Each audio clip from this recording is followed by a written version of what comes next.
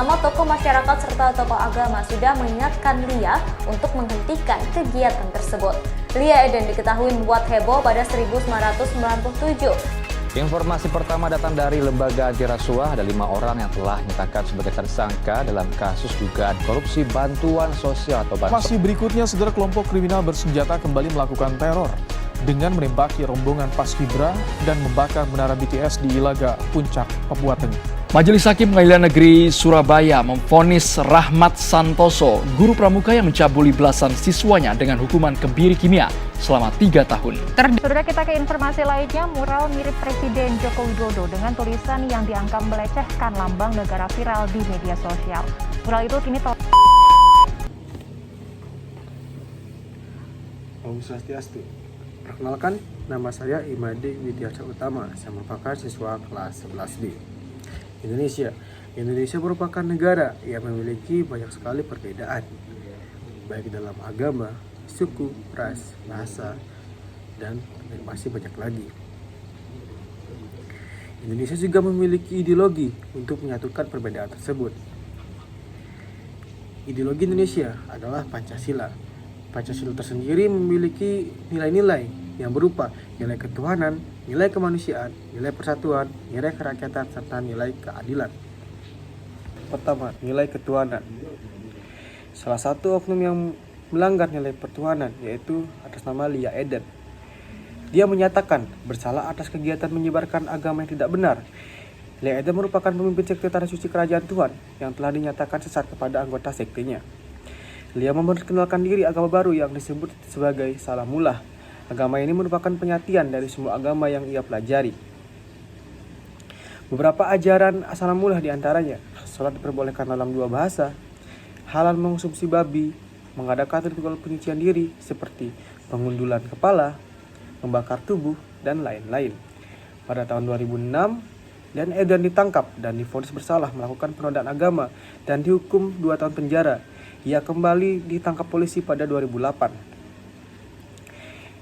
Lia Eden kembali dipenjara untuk yang kedua kalinya selama 2 tahun 6 bulan. Di Indonesia tersendiri banyak sekali kasus-kasus kemanusiaan. Salah satunya adalah kekerasan seksual. Pada akhir 2019, seorang guru pembina pramuka di Surabaya bernama Rahmat Santoso divonis 12 tahun penjara dan kebiri kimia selama 3 tahun. Dia dinyatakan bersalah telah melakukan pencabulan terhadap anak didik laki-laki yang merupakan binaannya di pramuka. Perbuatan Rahmat dinyatakan telah membuat para korbannya trauma, malu, dan takut. Selain itu, hakim menyatakan bahwa Rahmat juga telah merusak masa depan korban yang masih duduk di bangku SD dan SMP. Yang ketiga adalah nilai persatuan. Contoh besar yang melanggar nilai persatuan adalah adanya organisasi Papua Merdeka atau APM, atau yang kita kenal dengan nama Kelompok Kriminal Bersenjata atau KKB. Gerakan separatis ini telah berdiri sejak 1965 dan eksis hingga sekarang di Papua dan Papua Barat. Tujuan mereka adalah untuk memisahkan diri dari Negara Kesatuan Republik Indonesia. Untuk memperjuangkan keinginannya mereka, kelompok ini kerap melakukan tindakan kriminal yang memakan korban. Tak jarang para wanita, anak-anak menjadi korban kebrutalan KKB. Hingga kini, KKB masih sulit diatasi karena mereka dilengkapi dengan persenjataan lengkap dan mutakhir. Mereka pun bersembunyi di wilayah pegunungan Papua. Yang keempat, melanggar nilai kerakyatan. Pada tahun 2021, Komisi untuk Orang Hilang dan Korban Tindak Kekerasan atau Kontras mencatat ada 26 kasus terkait langkah pemerintahan dalam upaya-upaya membatasi kebebasan berpendapat dan berekspresi. Kasus yang paling menarik perhatian masyarakat saat itu adalah mural diduga wajah Presiden Joko Widodo yang pada bagian ditutupi tulisan 404 not found di kota Tangerang. Polres Tangerang Kota pun bertindak reaktif dengan memburu pembuat mural. Beberapa saksi telah diperiksa. Polisi berdalih perburuan tersebut dilakukan karena Presiden adalah lambang negara yang harus dihormati. Itu kata polisi. Kasus ini akhirnya dihentikan setelah muncul berbagai kritik dan protes masyarakat.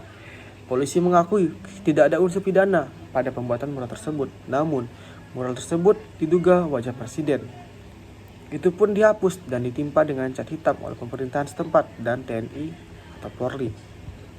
Yang kelima, melanggar nilai keadilan, yaitu korupsi. Korupsi ini dilakukan oleh pejabat, bahkan menteri, yaitu Julia Batubara. Beliau merupakan mantan Menteri Sosial Republik Indonesia. Kasus ini membuat beliau dijatuhi hukuman 12 tahun penjara serta denda sebesar 500 juta pada tahun 2021 lalu. Beliau dinyatakan bersalah melakukan korupsi bersama-sama dalam pengadaan paket bansos penanganan COVID-19 wilayah Jabodetabek tahun 2020 sebesar 32,48 miliar rupiah. Juliari dengan dibantu beberapa orang lain memotong uang paket bansos masyarakat sebesar 10.000 per paket. Total 300.000. Kita sebagai warga negara Indonesia sebaiknya mengikuti aturan-aturan yang ada yang telah ditetapkan di negara kita, baik aturan-aturan dalam UUD maupun dalam pasal-pasal yang telah ada. Indonesia juga memiliki ideologi, yaitu Pancasila. Pancasila tersendiri memiliki nilai-nilai, dan nilai-nilai tersebut wajib kita ikuti dan kita taati untuk memajukan negara kita. Saya Tama, saya pamit undur diri. Terima kasih.